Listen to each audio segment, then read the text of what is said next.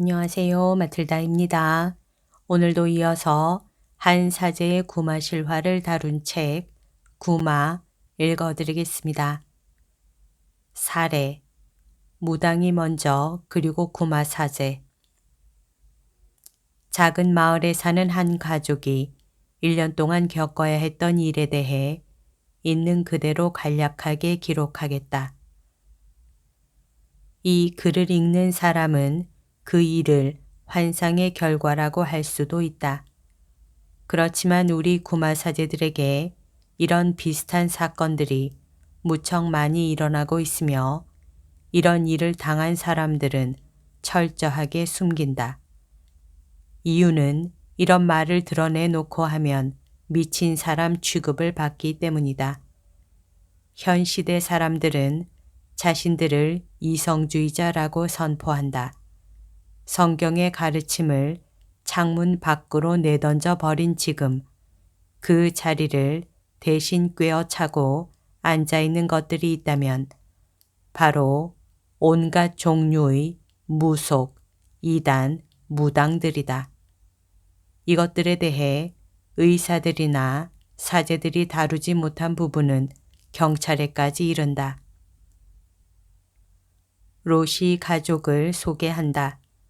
남편은 공장 노동자로 50살이며 부인은 주부로 4명의 자녀들 중 2명은 이미 결혼하였고 나머지는 15살인 도미니코와 11살의 알바가 있다. 그들은 경제적으로 문제가 없었기 때문에 1987년부터 소유지의 집을 짓기 시작했다. 그런데 이 일이 부인인 엘리카의 친척들로부터 대단한 시기심을 일으키게 되었다. 문제는 1990년부터 터지기 시작했다.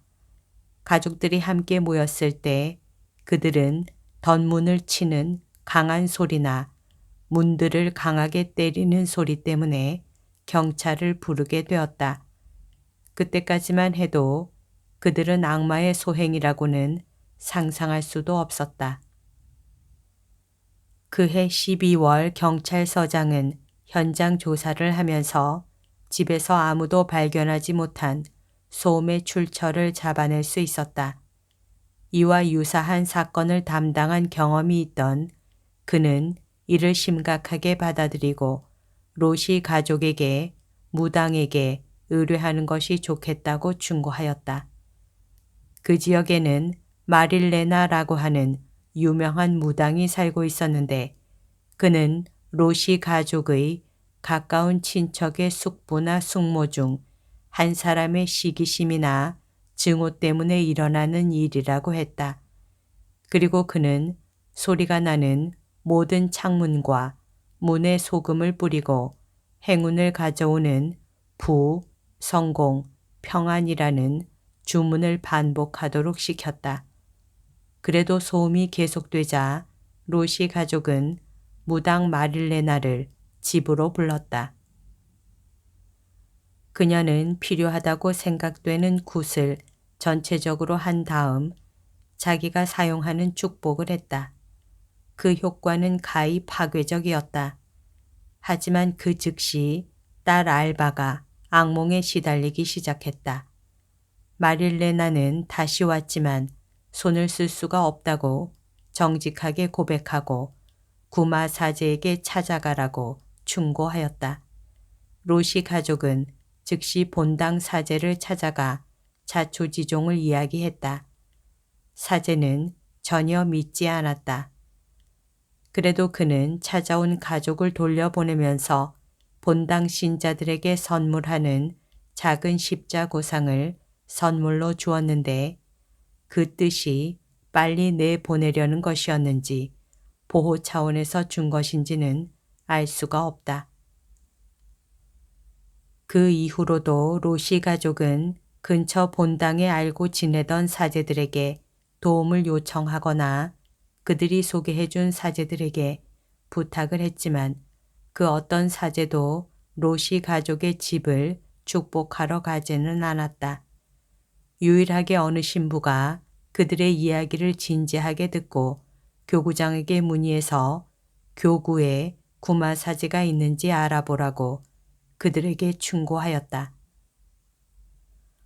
로시 가족은 주교를 찾아가는 것은 너무 부담스럽다고 여겨서 가지 않았는데 이것은 잘못된 것이다. 그들이 찾아갔다면 부성애적인 환영을 받았을 것이고 주교를 방문하는 것이 무슨 정부의 인사를 만나는 것처럼 어려운 일이 아니라는 것을 알았을 텐데 안타까운 일이다. 결국 그들은 기도단체에 도움을 요청하게 되었다.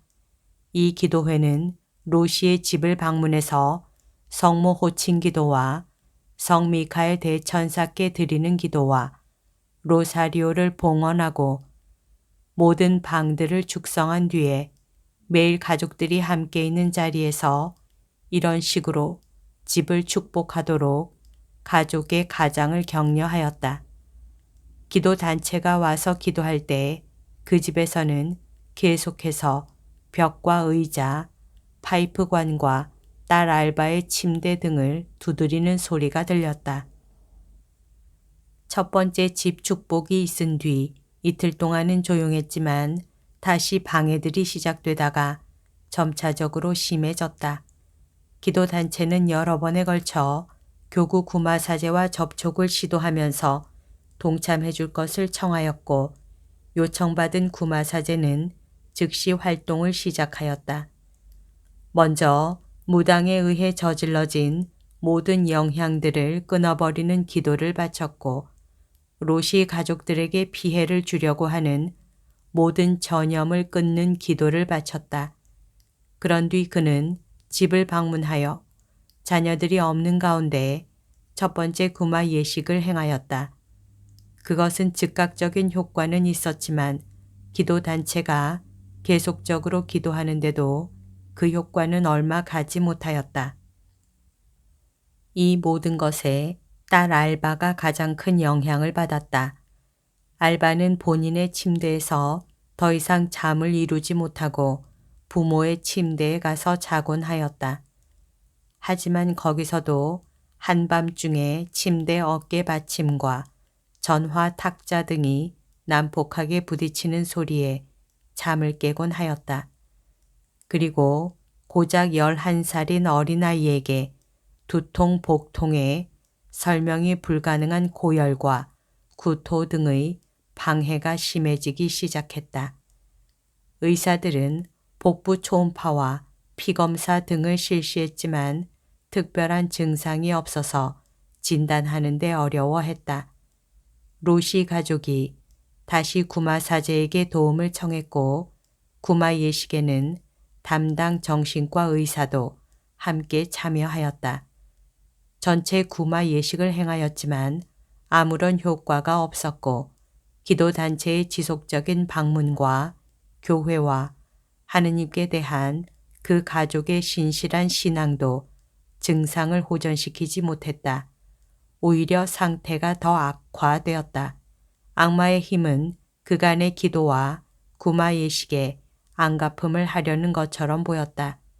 그리고 구마사제는 연로했고 엄청나게 과중한 업무에 시달리고 있었기 때문에 유감스럽게도 더 이상 이 사건을 맡을 수 없었다.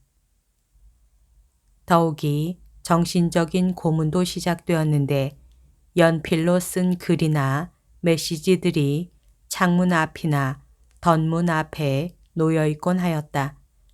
그중 몇 개를 보면 악마의 주문이 아직 떨어져 나가지 않은 것 같은데 잘들 지내고 있겠지. 고맙군.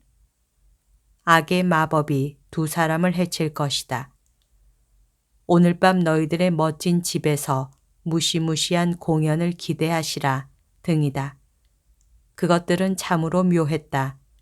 기도단체 회원들은 로시 가족을 혼자 두지 않기 위해 교대로 그 집에서 잠을 잤다. 악마에 대항한 이런 위협들은 단 한 번도 실현되지 못하였고 끝에 가서는 흐지부지 되었다. 이상했던 것은 이런 메시지들 끝에는 마르첼라라는 사인이 있었는데 그 이름은 아주 오랫동안 연락이 끊겨서 어디서 살고 있는지도 모르는 숙모의 이름이었다. 어쨌든 이런 일련의 사건은 악을 더욱 증대시켰다. 알바는 밤만 되면 집을 나가려고 했고 성화상들을 증오하고 파괴하려는 증상을 보였다. 악의 마법은 알바를 대상으로 오히려 감소되는 것이 아니라 증대되고 있는 듯 강한 인상을 남겼다. 뿐만 아니라 다른 가족들도 육체적으로 이상한 통증들을 느꼈는데 예를 들면 보이지 않는 존재에 의해 목 졸림을 당하는 것 같은 느낌이었다. 그리고 알바의 오빠 도미니코도 악몽을 꾸거나 환각 상태 등을 겪기 시작했다. 이 글을 쓰고 있는 지금 1992년도 일은 진행 중이다. 아마도 독자들은 어째서 행복하게 끝나지 않았느냐고 물을 것이다. 분명 행복하게 끝날 것이다. 로시 가족은 하느님을 향한 길을 택했기 때문이다. 하지만 언제 해방이 가능할까? 해방의 여정은 가끔씩 길어질 때가 있다. 나는 그와 비슷한 경우를 맡았을 때 실험을 한다. 이 경우에도 구체적인 실험을 했는지는 모르겠다. 예를 들어 그 집에 사는 가족 모두가 한여름 일주일 정도 휴가를 떠나 다른 곳에서 지내면서 집에서 지낼 때와 똑같은 현상이 일어나는지 관찰하는 것이다. 여하튼 나는 이런 경우를 맡았을 때 이사하라는 권고는 여간해서 하지 않는다. 이런 방해들을 받았던 사람들이 집을 옮긴다고 하더라도 새 집에서 다시 그런 일들이 지속되기 때문이다. 가장 확실한 방법은 더디지만 로시 가족처럼 많은 기도와 잦은 성사 생활 참여, 가족 각자에 대한 구마 기도와 집에 대한 구마 기도의 길을 택하는 것이다. 여기까지가 오늘 들려드릴 내용입니다. 오늘도 하느님의 뜻 안에서 서로 사랑하는 하루 보냅시다. 사랑합니다. 축복합니다.